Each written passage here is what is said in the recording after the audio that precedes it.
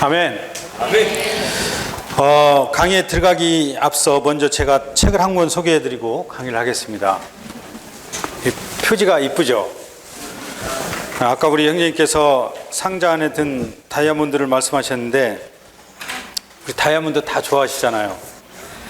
이 책 안에 보면 어떤 사람은 말하기를 성경은 손과 같고 신약은 그 사람 손에 끼워진 귀한 금반지와 같다면 로마서는 그 금반지에 박혀있는 다이아몬드와 같다.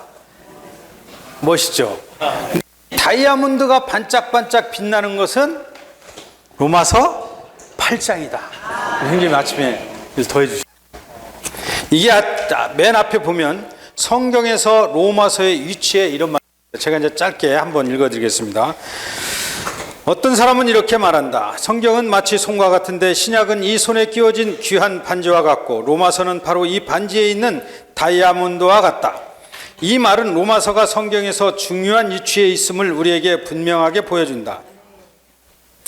우리는 또한 이렇게 말할 수 있다. 어떤 사람이 성경을 알려면 먼저 로마서를 분명히 알아야 하고 영적인 생명의 길을 알려면 또한 먼저 로마서를 분명히 알아야 하며 하나님의 완전한 구원을 알려면 더더욱 먼저 로마서를 분명히 알아야 한다. 성경 66권 전체에서 로마서만큼 하나님의 복음을 완전하고 철저하게 말하는 책이 없으며 로마서만큼 사람 안에 있는 하나님의 생명의 길을 분명하게 단락을 정확히 나누어 말하는 책도 없다. 따라서 우리가 성경을 알고 우리 안에 있는 그리스도의 생명의 길을 알며 하나님의 완전한 구원과 완전한 복음에 대한 분명한 인식을 가지려면 로마서를 철저하고도 분명하게 알아야만 한다. 그러면 로마서가 결국 구약과 신약을 아우러 중심에서 가장 중요한 위치를 차지하고 있다는 것을 알 수 있겠죠. 신약이 물론 중요하지만 그 신약 안에서도 더 중요한 책이 하나 있다면 바로 이 로마서라는 것입니다. 그래서 제가 한 구절만 더 읽어드리고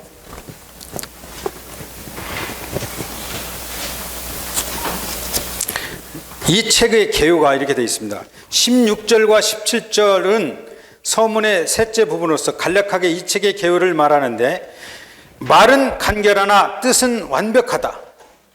자, 16절은 나는 복음을 부끄러워하지 않습니다 라고 말한다. 사도는 왜 사람들에게 복음을 전했는가? 한 면에서 그는 그에게 부담이 있었기 때문이며 다른 한 면에서는 그가 복음을 부끄러워하지 않았기 때문이다.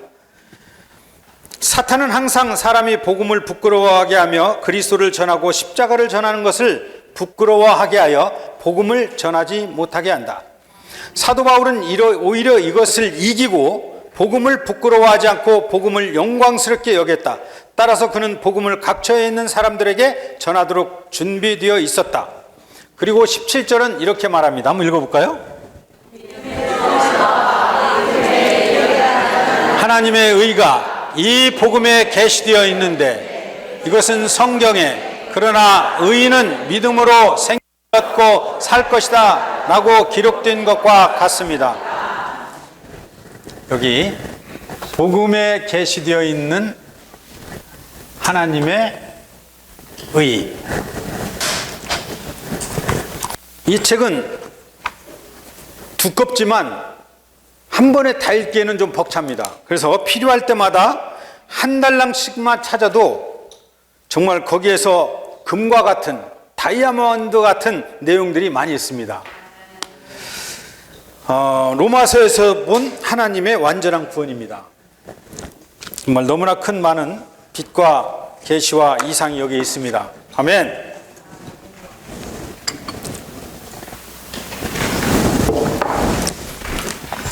메시지 20번 제목을 한번 읽어볼까요? 복음에 계시된 하나님의 의. 로마서 1번이요. 로마서에 있는 하나님의 복음에 관하여 열쇠가 되는 말씀은 1장 17절 의인은 믿음으로 생명을 얻고 살 것이다 이다. 왜 로마서 1장 17절이 전체 로마서의 열쇠가 되고 또는 전체 로마서의 요약이 될 수 있을까요? 여기에 보면 여기에 몇 단어가 믿음, 복음, 하나님의 의, 그리고 중요한 생명, 그리고 살 것이다. 이것이 이제 생활인데요. 이 말 속에 원래 원문에는 생명과 삶이 같이 들어있어요. 아마 개역성경에는 생명을 얻고라는 말이 없을 수도 있는데 그 안에 생명을 얻고 살 것이라는 것이 포함되어 있습니다. 그래서 여기에 믿음과 복음과 의와 그리고 생명과 생활이 다 들어있어요. 로마서의 전체를 구분해 본다면 우리가 이미 다 알고 넘어왔죠. 로마서 1장부터 5장까지는 의에 관해서 말하고 5장부터 8장까지는 생명에 관해서 말하고 9장, 10장, 11장은 삽입절로서 생명을 이루는 것에 관해 말한다면 11장부터 마지막 16장까지는 교회 생활입니다. 몸의 생활.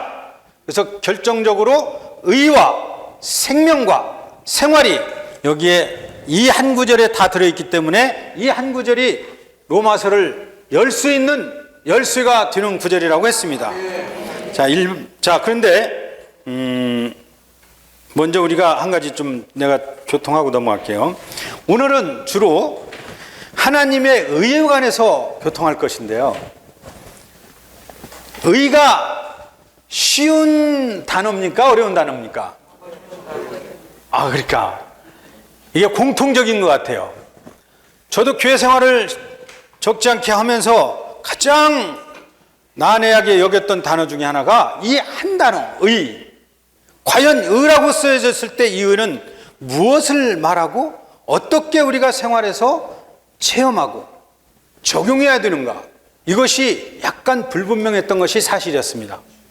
이번에 제가 이 책을 보면서 터득한 것이 하나가 의는 다만 알고 있는 하나의 그 의가 아니라 여기에 의의 여러 방면이 있다는 걸 알게 됐고 이 의는 우리의 그리스도인의 생활에서 반드시 분명하게 철저하게 생활에 내는 것이라는 것이 저한테 밝혀졌어요.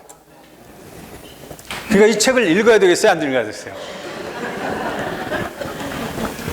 자, 그래서 이 의는 한번 보시죠. 쭉 보면 A번 요한복음에 있는 하나님의 구원은 그 근원인 하나님의 사랑에 속한 것이며 에베소서에 있는 하나님의 구원은 그 요소인 하나님의 은혜에 의한 것이지만 로마서에 있는 하나님의 구원은 그 기반인 하나님의 의에 의한 것이다. 사랑과 은혜는 우리가 어느 정도 이해할 수 있고 충분히 많이 친숙하게 다가오는 단어죠. 은혜는 사랑에서 나온 것이죠. 사랑이 저 끝에서 시작했다면 저 끝까지 미치는 것이 그분의 은혜입니다. 원래 우리의 이 구원에 관한 것은 이 책마다 조금씩 다르지만 요한복음은 그 근원이 구원이고 에베소서는 은혜라고 했어요. 근데 로마서에서는 하나님의 구원이 그 기반인 의에 근거한다는 겁니다. 여기서 이제 먼저 하나님의 의에 관해서 살펴본다면 하나님의 의는 자, 여기 이제 나왔죠. B번. 하나님의 의는 그분의 행사의 법도이다. 여호와는 어떠한 일도 불의하게 행하지 않습니다. 반드시 그분의 본성에 따른 의, 분명한 의에 따라 그분은 일하시는 분이십니다. 어떠한 일도. 이것은 마치 변할 수 없는 하나의 기초와 같은 거예요. 이제 밑에 나오는데 먼저 이 건물이 상당히 큰 건물인데 지탱할 수 있는 그 기반은 어디에 있습니까? 기초에 있는 겁니다. 만약에 건물을 질 때 기초를 부실하게 했으면 건물은 올라갈 수 있겠죠. 그러나 건물이 얼마 안 돼서 비가 오고 바람 불고 시간이 지나면 건물이 어떻게 되겠어요? 분명히 이상이 생기겠죠. 그때 누구한테 얘기하죠? 건물한테 이렇게 왜 이렇게 삐뚤어지지? 왜 이렇게 금이 가지? 이렇게 할 수는 없잖아요. 그럼 누구한테 얘기해요? 그렇죠. 건축한 사람한테 얘기하는 거예요. 당신 어떻게 이렇게 건물을 이렇게 부실하게 졌습니까? 질 때는 잘 진다고 해놓고 이거 뭐 형편없지 않습니까? 이렇게 하면 결국 그 건축가는 더 이상 신뢰할 수 없는 거죠. 만약에 우리 하나님도 그분의 율법이 있어요. 그분의 법이 있는데 이 법에 따라 일하지 않고 내가 좋아하는 사람한테는 이 법을 어겨도 괜찮아. 어떤 사람한테 이 법을 어겼으니까 죽어야 돼. 라고 한다면 하나님은 불의하신 거죠. 그렇지 않습니까? 그리고 하나님은 사람도 비판할 수 있고 심지어 마귀도 하나님을 비판할 수 있잖아요. 이러한 비판을 피하기 위해서 그분의 행사는 반드시 견고한 기초 위에 행사되어야 합니다. 자, 1번부터 6번까지 한번 쫙 읽어볼까요? 하나님의 의는 하나님의 율법, 규정, 원칙들에 관련된 것이다. 따라서 이는 법리적인 것이다. 하나님의 의는 하나님의 복음이 하나님의 의의 법도에 따라 법리적인 것임을 가리킨다.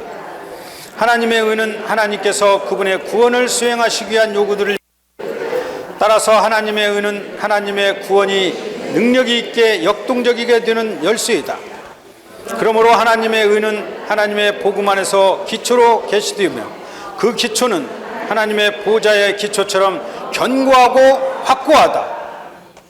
로마서 3장 24절은 또한 모든 사람이 하나님의 의롭다 하심을 그분의 은혜로 값없이 얻는다고 말한다. 두 번도 읽고 하나님의 의에 의해 법리적으로 이루어지는 그분의 의롭다 하심은 하나님의 의로운 요구를 이루는 절차로서 하나님께서 죄인들을 의롭다 하실 수 있게 한다. 하나님의 은혜로 값없이 이루어지는 그분의 의롭다 하심은 하나님께서 그분의 목적을 이루시기 위한 수단으로서 그분이 그분의 택하신 사람들에게 그분의 생명을 주시어 그들을 생명과 본성에서 그분과 같아지게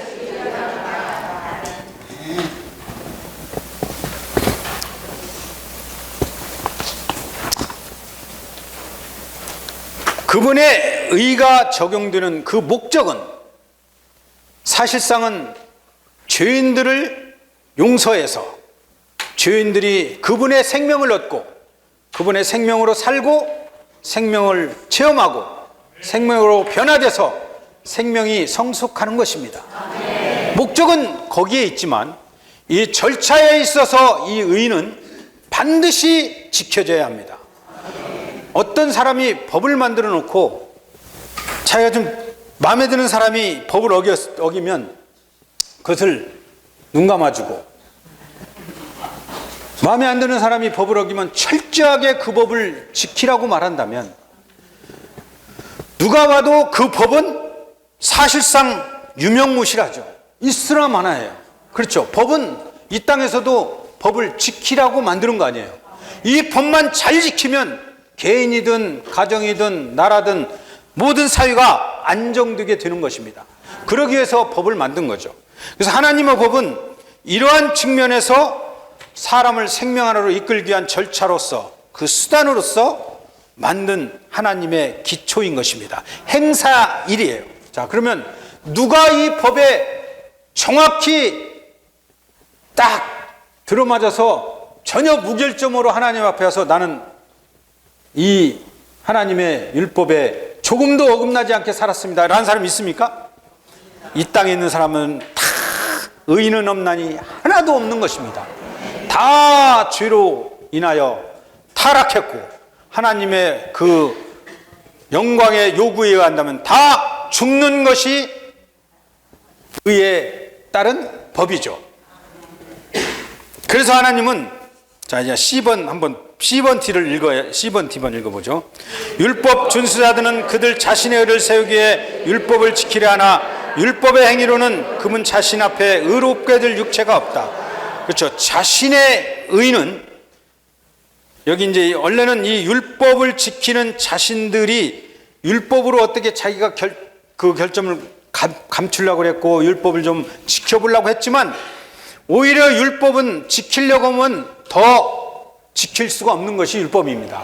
우리는 율법을 지킬 수 있는 사람들이 아닙니다. 자, 그러기 때문에 율법의 행위로는 그분 앞에 의롭게 될 육체가 하나도 없는 겁니다. 자, 근데 이제 D번을 읽어보죠. 그리스도는 하나님의 의와 거룩과 영광의 모든 요구를 이루심으로 율법의 완결이 되셨고 믿는 이들에게 법리적으로 하나님으로부터 온 의가 되셨다. 할렐루야! 우리가 하나님의 영광의 요구에 비춰보면 하나님 앞에 나갈 사람이 하나도 없었는데 이제 그분이 그 하나님 사람들을 사랑하셨기 때문에 그들을 생명 안으로 인도하시기 위해서 이제 이 의와 거룩과 영광의 요구를 이루실 수 있는 방법을 찾으셨습니다. 그 방법은 여기 한 구절이 대표적으로 고린도전서 1장 30절인데요. 여러분은 하나님에게서 나서 그리스도 예수 안에 있고 그리스도 예수는 하나님에게서 나서 여러분에게 의와 지혜 곧 의와 거룩과 구속함이 되셨다고 했습니다. 놀라운 하나님의 지혜입니다. 그리스도라는 그 하나님을 통해서 우리의 의가 되시고 우리의 거룩이 되시고 우리의 구속함이 되실 수 있는 지혜를 발휘하신 것입니다. 여기에 나와 있는 의는 사실상 엄밀히 말하면 사람에게 없는 것이기 때문에 의는 하나님과 관련된 것이고 생명은 그리스도와 관계된 것이고 믿음은 사랑과 관계된 것입니다. 이 세 개의 이야기가 오늘의 이야기입니다. 자, 그러면 하나님의 의에 이러한 놀라운 요구를 우리가 지킬 수 없어서 주님은 우리에게 그리스도라는 그분이 우리의 의가 되게 하셨습니다. 근데 여기서 조심할 것이 그리스도의 의가 우리의 의가 되었다고 말하면 안 됩니다. 반드시 그리스도께서 우리의 의가 됐다고 말해야 맞는 겁니다. 그리스도 그분이 이 땅에서 우리를 대신해서 그 죄를 다 갚아주셨잖아요. 십자가에서 흘린 그 피로 인하여 우리가 구속된 것입니다. 할렐루야! 이건 너무나 놀라운 사실입니다.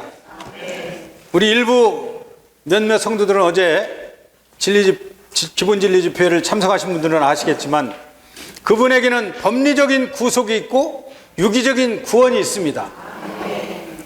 그 법리적인 구속에 있는 놀라운 5가지의 선물은 하나님이 객관적인 측면에서 우리가 아무 노력도 안 해도 입도 안 벌렸는데 그걸 선물로 다 앞에 놔준 겁니다. 그것이 뭐냐면 그분의 피로 인해서 죄가 용서되고 죄가 씻어졌어요. 지워졌다는 거예요, 다. 그리고 의롭게 되고, 이게 바로 의롭게 됐다는 칭의, 의롭게 되심을 두 자로 그게 줄여놓은 거예요. 칭, 일컬을 칭자 써서 칭의, 의롭다함 받게 되고, 그 다음에 위치적으로 속되고 더럽고 타락한 세상에서 우리가 정결한 그리스도의 몸 안으로 옮길 수 있는 위치적인 의가 되셨습니다. 그 다음에 마지막으로 우리가 그분과 원수되었던 우리가 그분과 화목해 됐습니다. 그래서 로마서 5장 10절에서는 원수되었던 우리가 그분의 피로 구속되었고 더욱 구속되고 화목되었고 더욱 화목해 든 자는 그리스도의 생명 안에서 구원을 얻는다고 했습니다. 이 로마서 5장 10절에도 앞에 전반부는 법리적인 구속이고 뒤에 후반부는 유기적인 구원입니다. 이 놀라운 5가지의 구속을 우리에게 주심으로 우리는 이제 하나님 앞에 나아갈 수 있는 자격을 얻은 것입니다. 이거에 대한 가장 좋은 그림이 누가복음 15장 22절. 탕자가 돌아와서 아버지의 품에 안기긴 했지만 탕자의 몸에서는 냄새가 나고 배도 고프고 아주 몰골이 이상했을 것인데 탕자는 올 때 이미 각오를 했죠. 나는 아버지의 종으로 하나 그냥 삼아주면 그걸로 만족하겠다고 왔지만 아버지는 안 그랬습니다. 어서 가서 제일 좋은 그 옷을 꺼내다가 입히라고 했습니다. 이 첫 번째 입혀준 그 옷이 바로 이 법리적인 구속에 속하는 객관적인 의입니다. 그래서 우리가 의를 얘기할 때는 반드시 객관적인 의와 주관적인 의, 마치 법리적인 구속과 유기적인 구원이 있는 것처럼 이렇게 나누어야 됩니다. 그러면 어떤 현상이 생기냐면요, 하나님이 그리스도를 통해서 우리의 의가 되게 하신 것은 우리로 하나님 앞에 나갈 수 있는 자격을 준 겁니다. 원래는 어떤 분은 이렇게도 얘기하더라고요. 하나님 앞에 가려고 그랬는데 하나님이 안에 계셔가지고 문을 안 열어준다는 거예요. 근데 그리스도 그분이 이 땅에 오셔가지고 우리 대신 놓고 하니까 열렸다, 이렇게도 얘기했어요. 물론 맞는 말이죠. 우리가 하나님 앞에 나갈 수 있는 길이 열린 것입니다. 큰 강에 가로놓여서 우리가 갈 수 없었는데 다리를 놔준 거예요. 그래서 우리가 하나님 앞에 마음대로 가서 하나님의 면전에 나갈 수 있는 자격을 얻는 겉옷을 입은 겁니다. 이 겉옷이 바로 객관적인 의입니다. 자, 그러면 이 객관적인 의는 뭐고 또 주관적인 의는 뭔지 이 설명을 드려야 되는데 설명 들어가기 전에 하나 더 있습니다. 사람의 의. 사람의 의가 여기 있습니다. 이게 고린도후서 5장 21절에 우리는 하나님의 의다라는 말이 여기에 있습니다. 하나님께서 죄를 알지도 못하신 분을 우리 대신 죄가 되게 하신 것은 우리가 그분 안에서 하나님의 의가 되도록 하시려는 것입니다. 그렇죠? 뭐가 있다고요?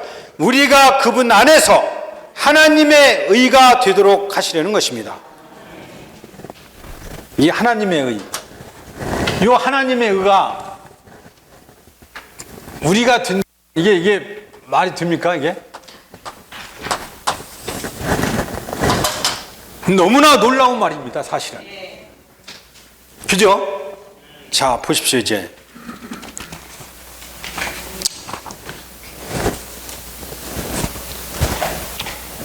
이미 우리는 하나님의 피로 인하여 구속함을 받고 그리스도가 우리의 겉옷이 되셔서 우리의 의가 되셨어요. 그렇죠? 그러면 이 의를 주관적으로 살아 나타내는 이 실제가 있어야 되는 거예요. 그래서 이제 이 뒤에 나오는데 제가 미리 말씀드리고 계율을 놔주게 있죠. 누가복음에서는 옷을 입고 송아지를 먹었죠. 송아지가 우리 안에서 생명이 되심으로 주관적인 의가 되는 것입니다. 그리고 또 하나는 시편 45편 13절과 14절에 보면 거기에 왕후가 옷을 두 벌을 입는데 첫 번째 옷은 오빌의 금으로 짜여진 가공된 옷을 입었다고 그래요. 이것이 첫 번째 구원받을 때 얻은 금으로 된 옷입니다. 그것도 신성한 본성이 금이기 때문에 금으로 된 옷을 입었지만 두 번째 14절에서 나오는 왕후는 이제 좀 다른 표현을 씁니다. 금으로 술을 놓은 옷을 입었다고 그래요. 이것은 바로 성령의 변화시키는 역사를 통해서 이 실로 금으로 그냥 짜여진 옷이 또 한 벌의 금으로 수놓은 옷으로 다시 입고 그리고 이제 왕 앞에 나가는 겁니다. 이게 바로 주관적인 의를 말하는 거예요. 우리나라 한자는 옷도 옷 의자잖아요. 의. 그래서 아마 다 의로 생각하면 돼요. 의복이야. 그래서 하나님의 의는 옷과 같은 겁니다. 우리가 입는 옷이에요. 옷은 주로 무엇을 말하죠? 표현을 말하는 것입니다. 그 사람이 어떤 옷을 입었느냐에 따라서 그 사람의 어떠함이 거기에서 드러나죠. 군인은 군복을 입으면 금방 알 수 있고 경찰은 경찰복을 입으면 금방 알고 민간인들은 옷 입은 걸 보면 그분의 그 사람들의 대충 성격을 알 수 있습니다. 자, 그러면 이 두 개 놓고 사람이 하나님의 의가 된다는 말은 무슨 말입니까? 우리 안에 들어온 그리스도가 만약에 정말 우리를 통해 표현되고 우리를 통해 대표되려고 한다면 우리가 하나님의 의를 실행해야 되지 않겠습니까?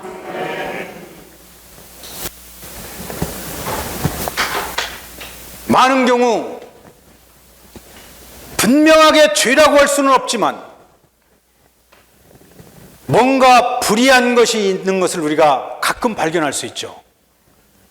한 가지 예를 든다면 지금은 이제 비 올 때가 아니니까 만약에 어떤 지체가 비옷을 입고 의자에다 걸쳤는데 그 소매가 좀 길어가지고 바닥에 이렇게 닿았어요. 근데 내가 저기서 말씀 전하려고 나오면서 이 소매를 밟고 그냥 지나갔어요. 이게 죄입니까? 아닙니까? 에? 죄는 아니죠. 그죠? 그리고 말씀을 전하고 그냥 자리에 앉았어요. 근데 실상은 이분은 몰라. 나만 알았지. 근데 이분이 어느 순간에 보니까 흙이 묻었네? 누가 밟고 갔구만. 근데 이 발자국을 보니까 저기에 있어. 이 지체가 생각하기를 밟았으면 사과를 해야지. 사과도 없고 그냥 가네? 이것을 일컬어 불이라고 말한다. 어쩌면 이제 그렇게 써놨어요. 이것을 일컬어 불이라고 말한다. 우리가 아무리 신성한 생명이 우리 안에 들어왔고 그리스도가 아무리 우리의 법리적인 구속을 이룬 의시라 할지라도 너희 의가 서기관과 바리새인보다 낫지 못하면 결단코 천국에 들어갈 수 없다고 했습니다. 그 작은 것 하나가 천국에 들어갈 수도 있고 없을 수도 있다는 그런 판가름은 낼 수는 없습니다. 근데 혹시 몰라요. 하나님은 거기에다 점수를 많이 줘가지고 너 그때 그거 하나로 보면 넌 일생을 할 수 있어. 이렇게 하면 점수가 큰 겁니다. 여기서 권리 침해라는 말을 썼는데 정말 우리는 얼마나 이것을 관가하는지 몰라요. 많은 경우 우리의 집에서도 형제는 영이 불타가지고 주님의 이름을 일어나자마자 크게 부릅니다. 저는 그렇게 크게는 안 불러요. 근데 자매가 지금 피곤해가지고 자고 있는데 주 예수님, 주 예수님, 여보 지금 몇 시인데 자는 거야? 주 예수님. 이게 영적인 거잖아요. 그런데 엄밀히 말하면 자매 쪽에서 보면 자기가 피곤해서 자고 있는 그 권리를 이 형제는 침해한 겁니다. 부르고 싶으면 저 끝에 가서 조용히 불러야지. 자고 있는 사람한테 부른다면 이건 엄밀히 말하면 불의를 행한 겁니다. 이것을 우리는 구분을 못한다는 것입니다. 지금 내가 주님의 이름 부르고 있는데 이걸 자는 것을 왜 관심하냐 이렇게 나올 수도 있어요. 심지어 세세하게 나열해 놓은 것도 하나 있는데 부모가 말다툼을 하면 가장 피해보는 게 누구죠? 자녀들입니다. 근데 부모들은 그걸 의식도 않고 내가 난 자녀들이기 때문에 싸우면 너네들은 듣고 있어 이렇게 생각할 수도 있어요. 예를 들자면 그렇다는 거예요. 그러나 부모는 어떤 옳고 그름을 도출해내기 위해서 다투지만 한쪽에서는 권리가 침해당하고 있는 겁니다. 아이들이 편안하게 공부하고 쉬어야 할 그 상황을 우리가 부모가 침해했다는 거예요. 그런 일을 해서는 되겠습니까? 자, 이것이 뭘 갖다 주냐면요. 지체들의 관계에서도 형제님이 여기서 물질적인 면도 얘기했어요. 돈을 빌려서 안 갚는 것부터 시작해가지고 남의 물건을 갖다가 함부로 쓰고 안 갖다 놓는 거. 간단한 거고 작은 거지만 이 하나가 하나님의 의를 이루느냐 이루지 않느냐를 결정한다는 거예요. 우리는 다 다 구원받은 의인들입니다. 믿음으로 생명을 얻고 사는 사람들입니다. 그 생명이 우리 안에서 이것이 불이라고 느낌을 준다면, 양심 안에서 꺼리낌을 준다면 우리는 즉시 가서 사과하는 것이 마땅한 겁니다. 그런데 사람이 가장 간과하는 것이 잘못했다고 인정하는 것이라는 거예요. 이것이 바로 불입니다. 의는 알으라고 준 것이 아니라 지키라고 줬다고 했어요. 거듭날 때 받은 이 의가 하나님을 표현하냐 표현하지 못하느냐는 내가 이 작은 불의를 지키느냐 지키지 않느냐에 달려있다고 했습니다. 자, 근데 그 마지막에 뭐라고 되어 있냐면, 그렇다면 자, 어떤 사람이 불의를 하는 것을 내가 목격을 했어요. 그러면 저 사람하고는 되도록이면 대화를 하면 안 되겠네, 그렇게 하고 무시하면 안 된다는 거예요. 그를 위해서 기도하고 주님께 간청해야 한다는 것입니다. 그러나 좀 더 진부한 사람이라면 사랑스럽게 가서 형제님한테, 자매님한테 그걸 교통해 줘야 한다는 것입니다. 우리가 이 정도까지 의를 실행할 수 있다면 우리는 하나님의 의를 이 땅에서 의인으로서 살아내고 표현해내는 것입니다. 이 의에 대해서 요한계시록 19장 여기 몇 구절 쓸 테니까 제가 한번 참고해 보셔요. 요한계시록입니다. 3장 3절과 4절이 있고요, 3장 18절이 있을 겁니다. 네, 물론 19장 7, 8절이 어린 양의 혼인잔치에 참여하기 위하여 그 빛나고 깨끗한 세마포 옷을 입고 있는 것이 그들의 그 이기자들의 행실들이라고 그랬잖아요. 그것은 이제 하나의 주관적인 의를 말하는데, 자, 주관적인 의를 여기서 말하는 것이 더 아주 의미가 깊습니다. 이 두 구절에는 뭐가 나와 있냐면 이 사대교회입니다. 사대교회 믿는 이들, 즉 이기는 이들에게는 내가 흰옷을 주어 입고 다니게 한다고 그랬습니다. 흰옷. 사대교회의 특징이 뭐죠? 살았다 하는 이름은 있으나 죽은 자로다. 뭔가 말씀도 많이 읽고 집회도 잘 참석하고 여러 가지는 많이 하는데 실제로 그 사람의 생활에서는 순수함이 결여됐다는 거예요.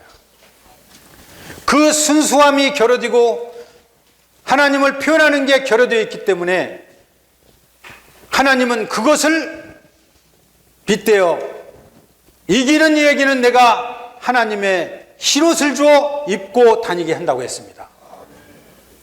그래서 우리는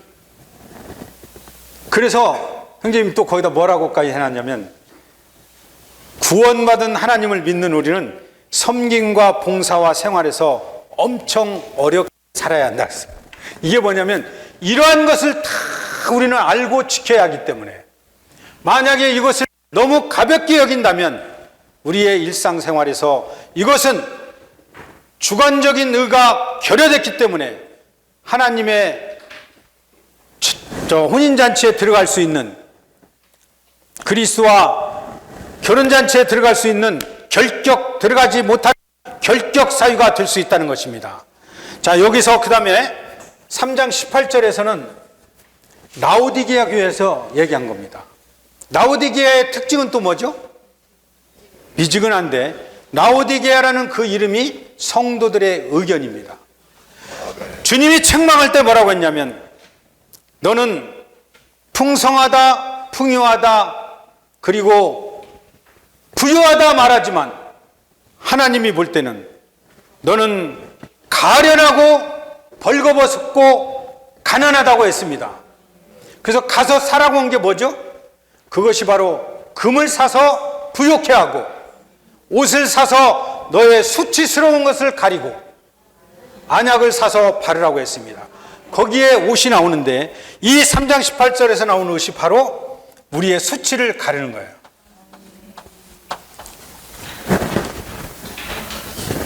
우리는 뭐가 수치스러운 거죠? 나는 다 알고 있다. 나는 다 체험했다. 나도 그 정도는 알고 있고 그 정도는 파악하고 있다. 또 그 얘기냐? 예를 들어서 만약에 우리가 이러한 마음이 있다면 이것은 하나님 앞에 수치라는 것입니다. 우리는 어린아이와 같이 순수하게 정말 이러한 말씀 앞에 나올 때 겸손하게 우리 자신을 다시 한번 빛비춤 받아야 됩니다. 그렇지 않으면 우리는 부지불식간에 두 번째 오신 주관적인 의가 결여되기 때문에 어느덧 일생은 다 살았는데 혼인잔치에 청함은 받았어요. 가서 앉아있기는 했는데 임금이 들어와서 보니까 벌거벗은 사람이 있다는 거예요. 이것은 마태복음 22장, 그렇죠? 22장이죠. 22장 14절. 11절과 12절에서 그 옷을 얘기하고 14절에서 이 악한 종을 바깥 어두운데 내어 쫓으라 이렇게 말하지 않고 유일하게 여기에서만큼은 하나 더 붙인 게 있는데 수족을 결박하여 바깥 어두운데 내어 쫓아 슬피 울며 이를 갈게 하라고 했습니다. 저는 처음에 이 구절을 읽을 때 왜 여기서 수족을 결박하여라는 말을 덧붙였을까 생각을 했는데 우리가 이 시대에 내 손을 가지고 마음대로 하고 싶은 걸 했고 먹고 싶은 걸 먹고 내 발로 가고 싶은 데 가고 하여튼 보고 싶은 거 다 보고 이렇게 하다 보니까 주님은 거기서 수족 얘기를 한 겁니다. 그래서 심지어 우리의 자유롭게 쓸 수 있는 우리의 손발이라 할지라도 우리는 의에 제한받아야 합니다. 내가 이러한 하나님의 의를 가볍게 여긴다면 나는 어느 날 주님의 이러한 혼인잔치 앞에서 함을 받아 갔지만 쫓겨날 수도 있다는 거예요. 그리고 거기서 뭐라고 그랬냐면 청함받은 자들은 많으나 택함받은 자들은 적다고 했습니다. 그러니까 결국 이렇게 놓고 본다면 이기는 자들은 적다는 겁니다. 그러나 우리가 절망하거나 낙심할 필요는 없습니다. 자, 그러면 이 정도 하고 D번에 1번부터 다시 한번 읽어보죠. 하나님으로부터 의가 되시면 두 방면이 있다. 첫 번째 방면, 그리스도는 믿는 이들이 하나님께 회개하고 그리스도를 믿을 때 그들이 하나님 앞에서 객관적으로 의롭게 되도록 그들의 의가 되신다. 두 번째 방면, 그리스도는 믿는 이들이 하나님에 의해 주관적으로 의롭게 되도록 그들의 의가 되신다. 이 의는 그들에게 주어진 그리스도 안에 계시는 의신 하나님의 사람이 되도록 그들로부터 살아내어진 의이다. 그러니까 우리가 어떻게 살았느냐에 따라서 이 의는 실행될 수도 있고 의가 불의가 될 수도 있다는 것입니다. 이 두 방면은 누가복음 15장 22절과 23절에 있는 제일 좋은 겉옷과 살찐 송아지로 예표되어 있다. 제일 좋은 옷은 믿는 이들의 객관적인 의로서 하나님 앞에서 그들을 외적으로 가리도록 그들에게 주어진 하나님의 의신 그리스도를 예표한다. 그 다음에 B번, 살찐 송아지는 믿는 이들의 주관적인 의로서 그들이 그리스도 안에서 하나님을 살아내도록 그들의 생명 공급으로 그들에게 주어진 하나님의 의신 그리스도를 예표한다. 3번, 이 두 방면은 또한 시편 45편 13절과 14절에 있는 왕후의 두 옷으로 예표된다. 한 옷은 우리를 의롭다 하심을 위한 객관적인 의에 해당된다. 또 한 옷은 우리의 승리를 위한 주관적인 의에 해당된다. 이 옷은 마태복음 22장 10절과 12절을 있는 예복과 같다.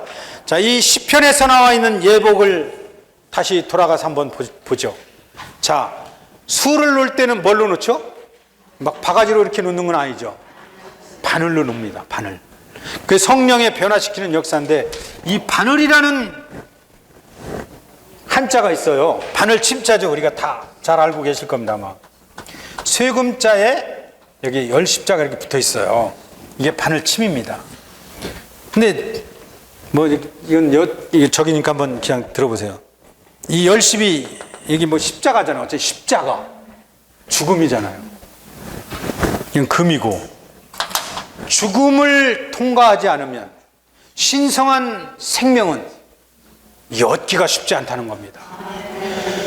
우리의 교회 생활에서, 가정 생활에서, 개인 생활에서 끊임없는 성령의 변화시키는 죽이는 역사가 있을 때마다 우리에게는 놀라운 신성한 생명의 공급이 있습니다. 그럴 때마다 우리의 옷은 변화되는 거예요. 객관적으로 입은 그 옷이 주관적인 의의 옷으로 바뀌는 겁니다. 그 주관적인 의는 저 앞에서 하나님 앞에 나갈 수 있는 자격을 얻는 것이 아니라, 이 주관적으로 옷을 입은 그 의는 이제 이기는 자로서 혼인잔치에 들어갈 수 있는 자격을 얻는 옷입니다. 할렐루야! 그럼 우리가 어떤 옷을 입어야 되겠습니까? 네, 두 벌 다 입어야 됩니다. 이미 우리는 겉옷은 다 입었습니다. 이제 여러분, 우리는 계속해서 우리의 일생이 맞춰지는 그날까지 주관적인 의를 살아내므로 다 그분 앞에, 신랑 앞에 당당히 나갈 수 있는, 어린 양의 결혼식에 당당히 들어갈 수 있는 주관적인 의의 옷으로 입고 참석할 수 있기 원합니다. 자, 로마숫자 2번 읽고 마치죠. 믿음으로 그리스도께서 우리의 객관적인 의와 주관적인 의가 되신다. 믿음이 없이는 하나님을 기쁘시게 할 수 없고 하나님을 즐거우시게 할 수 없다. 믿음이란 하나님이 이심을 믿는 것이다. 하나님이 이심을 믿는 것은 우리에게 모든 것이시며 우리는 아무것도 아님을 믿는 것이다.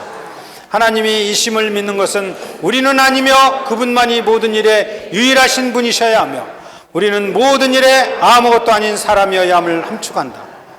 하나님이 이심을 믿는 것은 우리의 자아를 부인하는 것이다.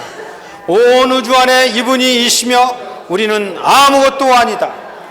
이러한 믿음을 받아들이는 길은 그 근원이신 주님, 과정을 거치시고 완결되신 하나님을, 그분의 이름을 부름으로 그분께 기도함으로, 그분의 말씀을 기도로 읽음으로 접촉하는 것이다. 2분 남았는데요.